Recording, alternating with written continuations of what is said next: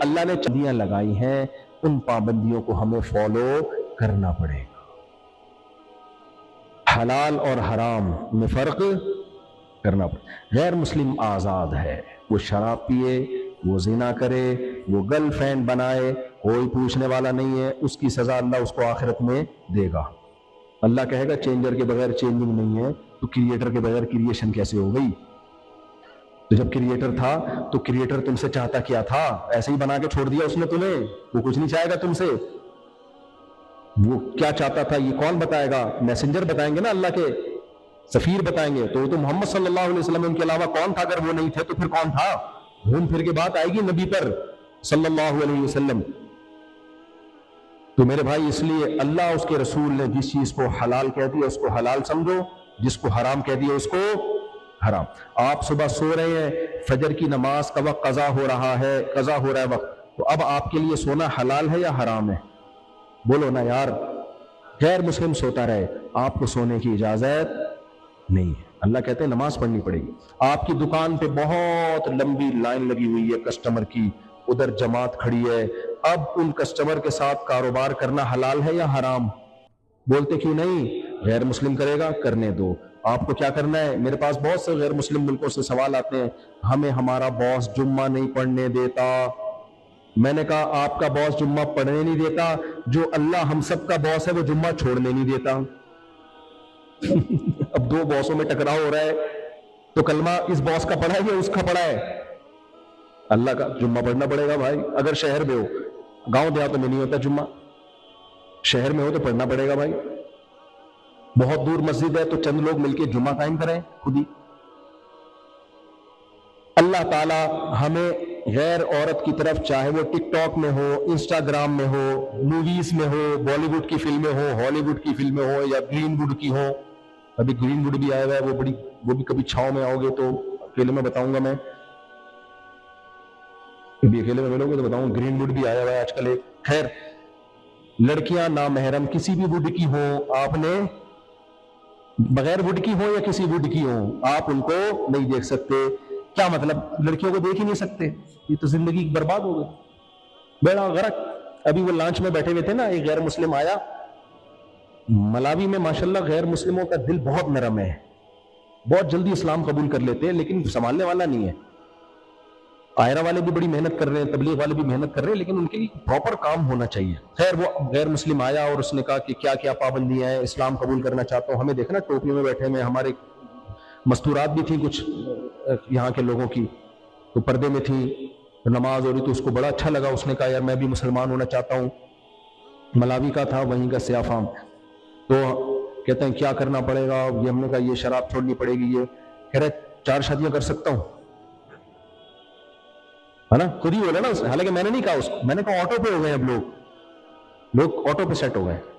اس کو یہی تھا کہ یار میری زندگی کی تو ساری رنگینیاں ہی ختم، شراب بھی چھوڑ دی، زنا بھی چھوڑ دیا، جنگ تھا بالکل 22-23 سال کا، زنا بھی چھوڑ دو، شراب بھی چھوڑ دو، اور اللہ یعنی سود بھی چھوڑ دو، ماں باپ بھی گھر میں رکھو، بچے بھی پیدا کرو۔ ویسے وہاں بچے ویسے ہی پیدا ماشاءاللہ بہت ہوتے ہیں۔ تو یہ کیا؟ تو ایک دم اس کے ذہن میں آیا یار شاید ایک ہی چیز ہے انٹرٹینمنٹ کی، 4 شادیاں کر سکتا ہوں۔ میں نے کہا بالکل کر سکتے ہو۔ پھر انہوں نے بتایا انہوں نے بھی کی ہوئی ہیں، ان کو فوراً ایک مثال مل گئی، انہوں نے بھی بالکل کر سکتے ہو۔ تو پتہ نہیں اب ہو گیا، اگر نہیں کیا نا آپ نے، آپ کو قیامت کی اللہ پوچھے گا۔ ان کے حوالے میں کر کے آیا تھا، میں نے جلدی اس کو مسلمان نہیں کیا، میں نے کہا پہلے اسلام میں جو پابندیاں ہیں وہ بھی بتا دو۔ پھر میں نے بتایا کہ 4 کر سکتے ہو، لیکن اس 4 میں گرل فرینڈ نہیں ہوں گی، وہ بیویاں ہوں گی، ان کے پراپر حقوق ہیں، ایک دن ادھر، ایک دن ادھر، ایک دن ادھر، ایک دن ادھر۔ دیکھنے میں یہ ٹینشن ہے، لیکن حقیقت میں یہ ٹینشن نہیں۔ وہ لطیفہ سنا ہے نا میرا؟ ابے یار تم لوگ بھول جاتے ہو۔ میں گلشن اقبال میں رہا کرتا تھا، 2 شادیاں تھیں میری ایک وائف گلشن اقبال میں، دوسری ہاکسبے روڈ کے قریب گھر تھا، بہت فاصلہ تھا، اور بائک پہ جانا مجھے بہت مہنگا پڑتا تھا، کیونکہ میرے پاس بائک بھی GTO 125 کاواساکی تھی، اس کا پیٹرول ٹھیک ٹھاک، تو اتنا لمبا میں بائک میں جاؤں تو پیٹرول افورڈ کرنا بڑا مشکل تھا۔ میں بس میں جاتا تھا W11 وغیرہ میں۔ تو ہمارے محلے میں ایک اسٹیٹ ایجنٹ تھے، وہ مجھے دیکھتے، یار میں جا رہا ہوں بس میں بیٹھ کے نا، وہ دوسری زوجہ کی باری دینے، وہ ادھر 1-1.5-2 گھنٹے کی राइट थी, उसके बाद जाके फिर अगले दिन वापस गुलशन इकबाल आ रहा हूँ। सुबह मदरसे जाता था, फिर वहां से इधर, फिर अगले दिन वहां। एक दिन मुझे बस में चढ़ता हुआ देखा उन्होंने, मुझे आके कहने लगे, अगले दिन जब मैं आया ना, यार आपकी लाइफ देख के मुझे बहुत तरस आता है। मैंने कहा क्यों? यार एक दिन इधर, एक दिन वो उधर, फिर एक दिन इधर, फिर वो एक दिन उधर। मैंने कहा आपकी शादी को कितने साल हो गए? कहते हैं 20 साल। मैंने कहा आपकी लाइफ देख के मुझे खुदा की कसम बहुत तरस आता है। यही स्टाइल था मेरा। कहते क्यों? मैंने कहा एक दिन इधर, अगले दिन फिर उधर, तीसरे दिन फिर उधर, चौथे दिन फिर उधर, पांचवें दिन फिर उधर, छठे दिन, सातवें दिन, पूरा साल, 1 साल, 2 साल, 3 साल, 10 साल, 11 साल, 12 साल। मैंने कहा बस करो, मेरा कहने से दिमाग फट रहा है यार, बस करो भाई। 1 साल हो गया, 2 साल हो गए, फिर उधर। मैंने कहा हम तो एक दिन इधर, अगले दिन उधर, फिर एक दिन अब उधर नहीं, अब क्या है? उन बेचारों का इंतकाल हो गया, अल्लाह मग़फ़िरत फरमाए। वो जो एस्टेट एजेंट थे ना, उनका इंतकाल हो गया। मुझे लग रहा है इसी गम में इंतकाल हुआ है उनका कि यार ये मुफ्ती साहब ने तो आज वो बात बताई है जिसकी तरफ पहले हमने कभी सोचा। अच्छा, मैं यहाँ ये बयान करते हुए बहुत डरता हूँ, ये ज़ैम्बिया में और मलावी में जितने गुजराती हैं सब एक दूसरे के साले हैं। सब एक दूसरे के साले। मैं जिससे भी मिला हूं ना, जाहिर भाई ने मुझे 2-4 ये मेरा साला है, सब उनसे मिला, ये कौन है? वो मेरे साले हैं। ये सब एक दूसरे के रिलेटिव हैं। तो मैंने कहा मैं यहाँ कैसे 2 शादियों की तरगीब दूं? मुझे बहुत कहने लगे यार आप तरगीब दें। मैंने कहा सब एक दूसरे के साले हैं, कोई भी करेगा वो मेरे ऊपर बल्ली आएगी इसकी। तो गैरों में शादी हुई हो ना, फिर इतना मसला नहीं होता। अपनों में हुई भी है तो वो सब एक दूसरे की पकड़ के बोटियां नोचेंगे। खैर, तो मैंने कहा भाई खाली शादियां नहीं है, उसके हुकूक भी हैं, वो गर्लफ्रेंड की तरह नहीं होती। सारा नान नफका तुम्हारे जिम्मे होगा, तो वो भी पाबंदियां हैं, वो भी आजादियां नहीं है। 4 शादियां वाला देखने में अय्याश लगता है, लेकिन उसकी जिम्मेदारी 4 गुना ज्यादा है। मेरे वालिद साहब फरमाया करते थे, अल्लाह मग़फ़िरत फरमाए, कहते थे इस जमाने में हाथी पालना आसान है, बीवी पालना मुश्किल है। उसके जो एक्सपेंसेस है ना ठीक ठाक हो गए।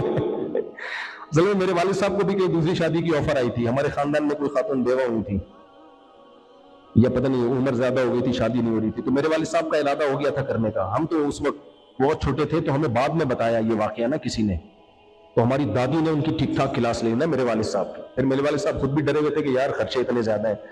तो खैर वो कहा करते थे भाई इस जमाने में हाथी पालना आसान है, बीवी पालना मुश्किल। तो सोचो जिस जमाने में एक बीवी इतनी बड़ी जिम्मेदारी हो, तो 4 कितनी बड़ी जिम्मेदारियां होंगी।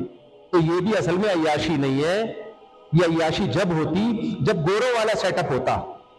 गोरों में एक बीवी होती है, जिम्मेदारी उसकी भी नहीं होती शौहर के। आधा किराया वो दे रही है, आधा कौन दे रहा है? हस्बैंड। गैस बिजली का बिल आधा वो दे रही है, आधा कौन दे रहा है? हस्बैंड। शौहर को जब चाय पीनी होगी खुद उठ के चाय पिएगा, बीवी को चाय पीनी होगी खुद पिएगी। बर्गर खाना है, बेगम अपने पैसों से बर्गर खाएगी, मियां अपने पैसों से बर्गर खाएगा।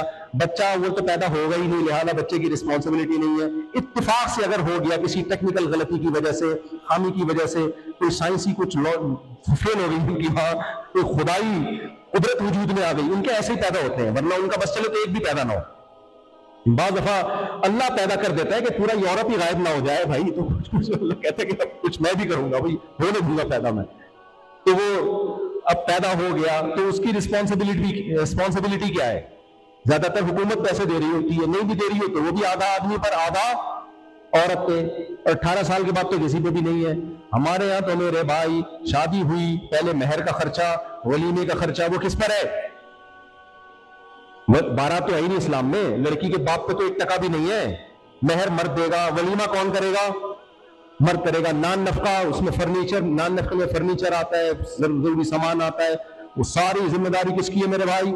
मर्द की। बच्चा पैदा होगा, डिलीवरी का खर्चा मर्द का, स्कूल की तालीम का खर्चा मर्द का, छोटा ऑपरेशन का खर्चा मर्द का, बड़े ऑपरेशन का खर्चा मर्द का, नॉर्मल डिलीवरी का खर्चा बोलो ना यार मर्द का। फिर उसके बाद मकान, फिर हाँ बच्चियों की तालीम का खर्चा मर्द के जिम्मे। बच्चियों की शादियों की टेंशन भी कौन उठाता है? जिन बच्चियों की शादी नहीं हो रही होती उनमें भी ब्रेन हेमरेज से अक्सर बाप मर रहे होते हैं। اکثر باپ مر رہے ہوتے ہیں، گورا تو یہ ٹینشن بھی نہیں اٹھاتا. پھر اس کے بعد باپ کو یہ پرواہ کہ میرے مرنے کے بعد ان کا کیا ہوگا. وہ پراپرٹی بنا کے جا رہا ہوتا ہے، گھر بنانے کی فکر میں لگا ہوا ہوتا ہے، یار میں مروں تو ان کو چھت ملے. تو اگر یہ اتنا خرچہ، ہاتھی تو میرے والد صاحب نے مثال میں کہہ دیا میرے بھائی، ہاتھی تو کچھ کوئی مثال بنتی نہیں ہے. 10 ہاتھی ایک طرف، اور پھر اس کی کڑوی کسیلی سننے کی ٹینشن الگ. جب سے شادی ہوتی ہے اسی دن سے جھوٹ بولنا شروع کر دیتا ہے. اس کو پتا سچ جب بولوں گا پٹوں گا، میں پکڑا جاؤں گا میں. تو ایسی ذمہ داری جو گورا ایک کی اٹھانے کے لیے تیار نہیں ہے، اسلام آپ کو 4 کی ترغیبیں دے رہا ہے، تو یہ پیڑے کھانے کے لیے نہیں دے رہا. آپ کو زنا سے بچانے کے لیے اور عورت کو ٹھکانہ دینے کے لیے. سمجھتے ہو کہ نہیں سمجھتے ہو؟ اور آپ کے خاندان کی نسل بڑھانے کے لیے، تاکہ گروتھ ریشو آپ کا بڑھے. آزادیاں غیر مسلموں